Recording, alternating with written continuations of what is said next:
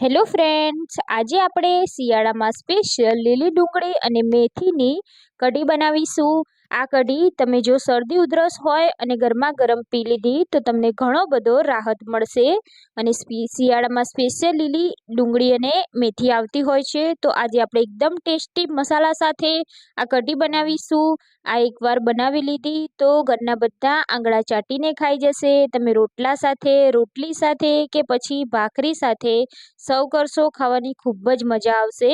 તો ચાલો ફ્રેન્ડ, જોઈ લઈએ લીલી ડુંગળી મેથીની કઢી કેવી રીતે બનાવવી. તો કઢી બનાવવા માટે સૌથી પહેલા મેં અહીંયા 4 નંગ જેટલી લીલી ડુંગળી લીધી છે. લીલી ડુંગળી આપણે ધોઈ લેવાની પહેલા જ અને ફ્રેશ હોય એવી લેવાની, જેથી કઢીમાં તેનો ટેસ્ટ ખૂબ જ સરસ આવશે.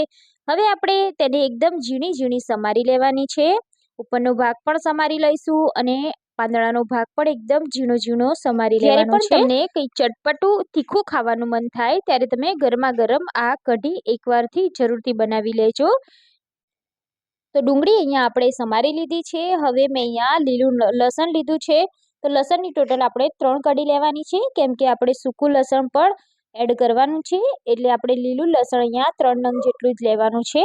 તો લસણને પણ એકદમ ઝીણું ઝીણું સમારી લેવાનું છે, જે રીતે આપણે ડુંગળી સમારી. તો એના સાથે મેં અહીંયા થોડીક એવી 2 ચમચી જેટલી મેથી લીધી છે. તો મેથીને પણ આપણે ધોઈ લીધી છે અને એને પણ આ રીતે રફલી ઝીણી ઝીણી સમારી લેવાની છે.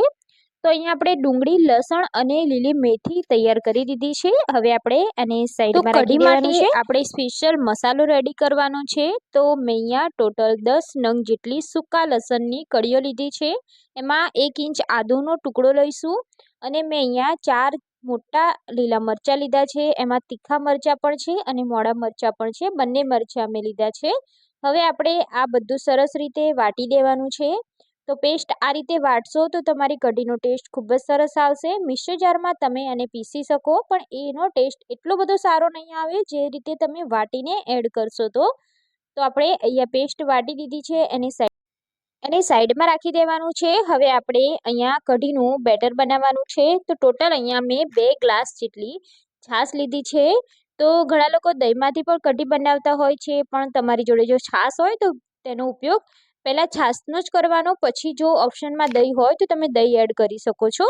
તો અહીંયા આપણે છાશમાં 2 ચમચી જેટલો બેસન એડ કરીશું અને બેસનના એકદમ લમ્સ ના રહે એ રીતે આપણે એને મિક્સ કરી લેવાનું છે. બ્લેન્ડર હોય તો તમે બ્લેન્ડર પણ ફેરવી શકો છો અથવા વિસ્કલની મદદથી તમે વિસ્ક બી કરી શકો છો. તો આ રીતે આપણે કોઈ પણ લમ્સ નહીં રહે એ રીતે આપણે આ રીતે મિક્સ કરી લેવાનું છે. તો અહીંયા આપણું બેટર બનીને પણ તૈયાર છે. તો બેટરને આપણે સાઈડમાં રાખી દઈશું અને હવે આપણે કઢી માટે વઘાર કરવાનું છે.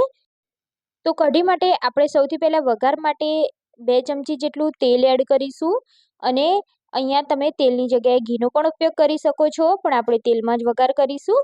હવે 1 ચમચી જેટલી રાઈ એડ કરીશું. રાઈને સરસ એવી ફૂટવા દેવાની છે. એમાં 1 ચમચી જીરું એડ કરવાનું છે.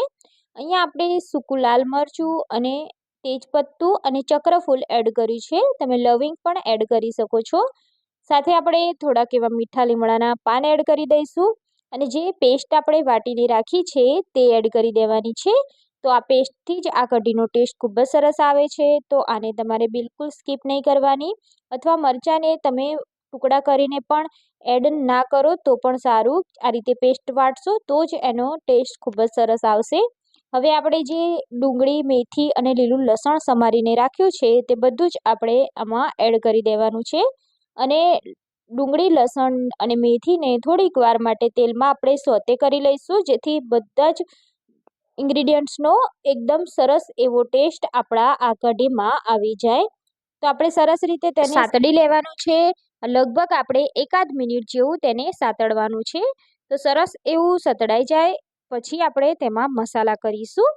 તો મસાલામાં આપણે સૌથી પહેલાં અડધી ચમચી જેટલી હળદર એડ કરીશું, 1 ચમચી જેટલો ધાણા જીરું પાવડર એડ કરીશું અને સ્વાદ મુજબ આપણે મીઠું એડ કરવાનું છે.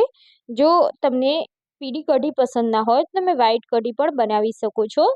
તો આ રીતે આપણે હળદર તેલમાં જ એડ કરવાથી સરસ એવો કઢીમાં કલર આવી જશે અને તે તેલમાં હળદરની કચાશ પણ દૂર થઈ જશે. તો અહીંયા સરસ રીતે આપણે શાકભાજી સાથે મિક્સ કરી લીધું છે. હવે જે આપણે બેટર બનાવીને રાખ્યું છે તે આપણે એડ કરવાનું છે. એના પહેલાં આપણે ગેસની ફ્લેમ એકદમ સ્લો કરી દેવાની છે, જેથી આપણી ફાટવી ના જોઈએ. એટલે આપણે ગેસની ફ્લેમને સ્લો કરી દીધી છે. હવે આપણે એમાં 1 ગ્લાસ જેટલું પાણી એડ કરી અને આ કઢીમાં એડ કરી દેવાનું છે. તો આપણે એકલા છાશમાંથી જ આ કઢી બનાવીશું, જેથી એનો ટેસ્ટ ખૂબ જ સરસ આવશે. પાણીનો ઉપયોગ આપણે ઓછો કરવાનો છે, જેથી તેની ખટાશ પણ એકદમ સરસ આવશે.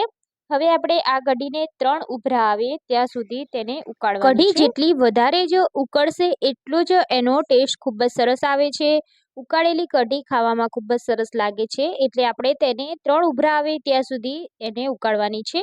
તો આ રીતે હલાવતા રહેવાનું છે, જેથી આપણી કઢી ઉભરાઈ ના જાય, એનું ખાસ ધ્યાન રાખવાનું. તો તમે જોઈ શકો છો આ રીતે ઉભરો આવી ગયો છે અને કઢીની કન્સિસ્ટન્સી તમે જોઈ શકો છો કે એકદમ થીક પણ નથી અને એકદમ પતલી પણ નથી. આ રીતે મીડિયમ આપણે કઢી રાખવાની છે, જેને તમે રોટલા કે પછી ભાત સાથે સર્વ કરશો તો પણ ખાવામાં ખૂબ જ સરસ લાગશે. તો ટોટલ મેં અહીંયા 3 ઉભરા લાવી દીધા છે અને સરસ મજાની કઢી આપણી ઉકળી ગઈ છે. તો અહીંયા આપણે હવે આગળના મસાલા કરીશું. તો જો તમને ગળપણ કઢીમાં પસંદ હોય તો અહીંયા તમે ગોળ કે ખાંડ એડ કરી શકો છો. તો અહીંયા આપણે લાસ્ટમાં ગોળ એડ કરીશું. તો જો તમને ખાંડ પસંદ હોય તો તમે ખાંડનો પણ ઉપયોગ કરી શકો છો. અને છેલ્લે આપણે લીલી કોથમીર એડ કરીશું, જેથી આ કઢીનો ટેસ્ટ ખૂબ જ સરસ એવો વધી જશે. તો અહીંયા આપણી ગરમા ગરમ કઢી બનીને તૈયાર છે. જો તમને શરદી ઉધરસ થઈ હોય તો તમારે ગરમા ગરમ આ કઢી પી જવાની, જેથી તમારી શરદી ઉધરસમાં બહુ જ બધો રાહત મળશે. તો આપણી કઢી સરસ મજાની ઉકળી ગઈ છે, તો ગરમા ગરમ તેને સર્વ કરીશું. તો આ કઢીને તમે બાજરીના રોટલા સાથે સર્વ કરો, ખાવાની ખૂબ જ મજા આવે છે. અને રોટલી, ભાખરી કે પછી ભાત સાથે પણ તમે આ કઢી ખાઈ શકો છો. શિયાળામાં સ્પેશિયલી આ કઢી દરેકના ઘરમાં બનતી જ હોય છે.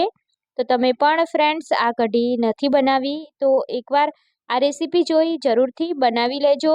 રેસીપી ગમી હોય તો તમારા ફ્રેન્ડ્સ અને ફેમિલી સાથે શેર જરૂરથી કરી દો. અને આપણે નવી નવી રેસીપી રોજ આપણે આપણી ચેનલ પર મૂકતા જ હોય છે, જેથી તમે ચેનલને સબસ્ક્રાઈબ કરી લેજો, જેથી તમને નવી નવી રેસીપી જોવા મળે. સાથે બેલ આઇકોન પર દબાવી લેજો, જેથી એના નોટિફિકેશન સૌથી પહેલાં તમને મળી જાય. તો ફરીથી આપણે આવી જ નવી નવી રેસીપી સાથે મળતા રહીશું. ત્યાં સુધી બાય બાય, જય Shri Krishna. Thank you for watching.